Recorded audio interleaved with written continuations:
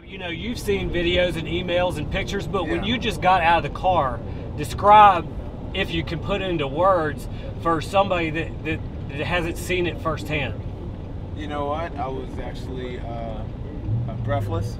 Does that make any sense? You know, Yeah. that I almost wanted to feel like I was on a movie set and like this wasn't real.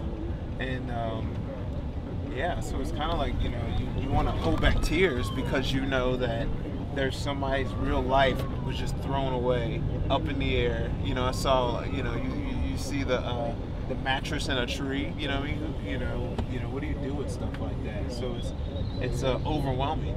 And you know, you drive down streets. I mean, you know, you see windows just popped out of stuff. You know, and yeah, it's just crazy. You know. Tell the story about the guy that hid in the bathtub. Yeah, so you know, the first guy we meet, you know, and he's a grandfather there. You see his grandsons there, and you know, and Vaughn says, well, hey, you know, sir, was you there? And he's like, oh yeah, you know, my granddaughter's like, Grandpa, what's happening? We gotta go. And he says, hey, everybody get in front of me, everybody go downstairs. He says, as they go run downstairs, he feels like a raindrop hit him in the head, and he's thinking that it's, you know, that the floors are leaking. He looks up and he only sees the sky. I mean, so it's just like that. He gets on him and rips the roof off the house, and they get down the steps. He says the chandelier falls and hits the back of his foot. They all run in there and they all jump downstairs, and then all of a sudden they hear, you know, the trees cracking, windows breaking, and then they hear a wall get ripped off of it, and then all of a sudden, complete peace. He says they ran up to the top, ran up to the top. There is no top floor. There's just one deck that looks like a deck, like he's sitting on top of a beach, and you know, and that was the floor. That was like the kitchen floor, you know, an hour before that, you know. So it's crazy, like to think about that. The other guy says that, you know, he's in the house by himself. He just runs and gets into his bathtub.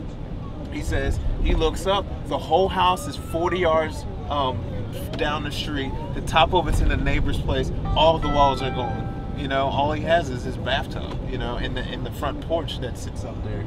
You know, these stories are they're breathtaking. Like, you know, you got to praise God that people are alive, but and besides that, you're like, wow, like what they're going through, you know. But the coolest thing is we see hope, you know what I mean, that flicker of hope in people's eyes. So with that, you know, anything's possible. What can we do to instill hope in these people to continue? What do you think needs to be done for these communities? What can Alabama Forever provide to them? You know, we brought them supplies and waters and diapers and all that, but what else do you think we could do on a grassroots level to actually make an impact on their lives? Well, I think, you know, even from like my buddies in New Orleans, the thing that people always forget is after a month, if you're not in it, then people just feel like it's just not happening anymore. But like these people are just walking around with nothing, nowhere to go to. So, you know, we get to see the kids. We stop by school and we stop by school and we see the kids, you know, going to school. But when they come home, where are they coming home to?